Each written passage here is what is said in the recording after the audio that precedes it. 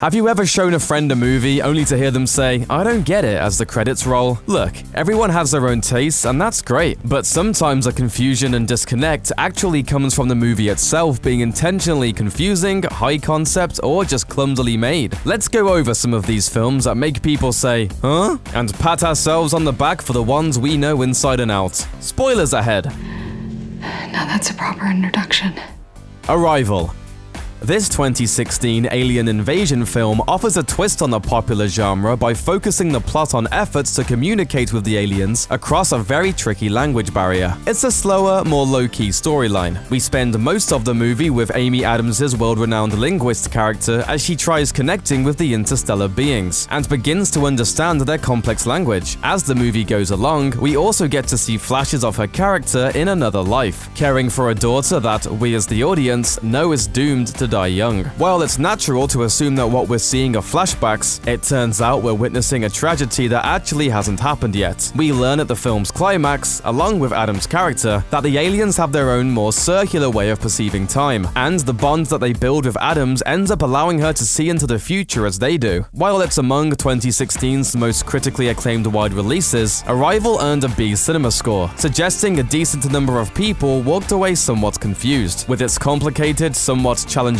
plot twist, that's understandable, but ultimately a shame. This flick is truly a cinematic joy. And then on the other side of the spectrum, Batman vs. Superman: Dawn of Justice. This movie isn't confusing because it's too smart for the audience or anything like that. It's mostly that it just doesn't make any sense. From Wonder Woman's motivations to the basic structure of the plot, Batman vs. Superman is a movie that barely hangs together, and only scrapes by thanks to sounds and spectacle. The heavily criticized Martha moment wasn't just a head-scratching failure because it was weird, even though it totally was. The real problem was that it just wasn't enough to explain why Batman would suddenly decide to not fulfill a mission he'd pursued obsessively to this point. This movie does a lot to convince us that Batman believes with absolute certainty that Superman is a danger to the world. So it really doesn't make sense that having a mother with the same name would be enough to deter Batman, and even have him describe himself as Superman's friend just a few scenes later. I'm a friend of your son's. I figured. The cape? This, coupled with the movie's unexplained dream sequences and Jesse Eisenberg's nutso version of Lex Luthor, makes the film feel fundamentally illogical, incomplete, and frustrating. Lots of longtime fans of these characters were pretty upset with how the movie handled the source material, and if Batman vs. Superman was someone's introduction to the DC universe, they probably left the theater wondering what the hell they just got themselves into. Only God Forgives.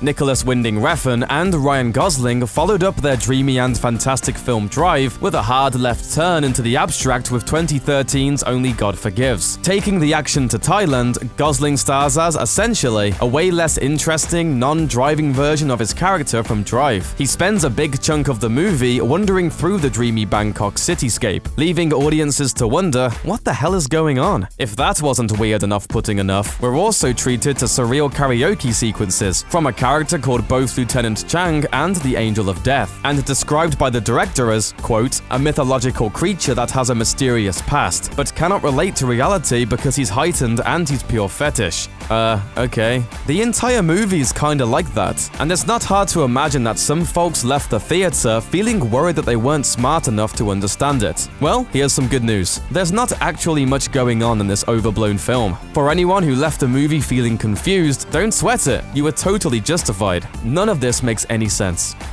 Prometheus. Fans and critics alike have talked about this movie's puzzling failures quite a bit, but there are plenty of good reasons to do so, especially when you consider just how much potential Prometheus had. The film is an ambiguous prequel in the Alien film franchise, but it unfortunately confused audiences with everything from its character's basic motivations to its strange conclusion. I think there might be some confusion about our relationship. The truth is that Prometheus almost works, but it falls short as it spends a lot of time hinting at plot and story while failing to actually deliver the necessary parts that make an audience care. Even longtime fans were unable to connect to anything happening in front of them during Prometheus. It was so weird and fundamentally unsatisfying that it's no surprise the franchise is eager to get some distance from this one. Prometheus 2 has been renamed Alien Covenant, and fans' hopes are high that it can bring the franchise back to form. The Butterfly Effect. Serious actor Ashton Kutcher's The Butterfly Effect is one of the dumbest movies ever to remain essentially watchable while being completely illogical at the same time. While you might think the movie makes sense, if you take even a second to really think about the plot, it totally falls apart. Kutcher's protagonist is blessed, or perhaps cursed, with the ability to use old personal tokens to phase back through time to memorable moments in his life. And so, he spends the bulk of the movie trying to fix his mistakes, usually only to emerge in situations that are even worse. The premise and baseline rule of the movie, that the slightest change can alter the course of your life entirely, gets thrown out of the window time and time again whenever the script deems it necessary. In one scene, as Kutcher tries to defend himself inside a violent prison, he goes back in time to stab his hands, frightening the other inmates with his sudden new wounds. But if going back in time to change the slightest thing changes everything, then why is Kutcher still in jail? Why did the wounds appear as if by magic, instead of appearing scarred over after what should have been an entire life of having them? Is it really worth it to try and figure out this movie's logic? Well, no. So, if you don't get this one, don't worry too much. No one really does. It's a great example of a pretty good idea that ultimately was poorly executed and left much to be desired. Ah well.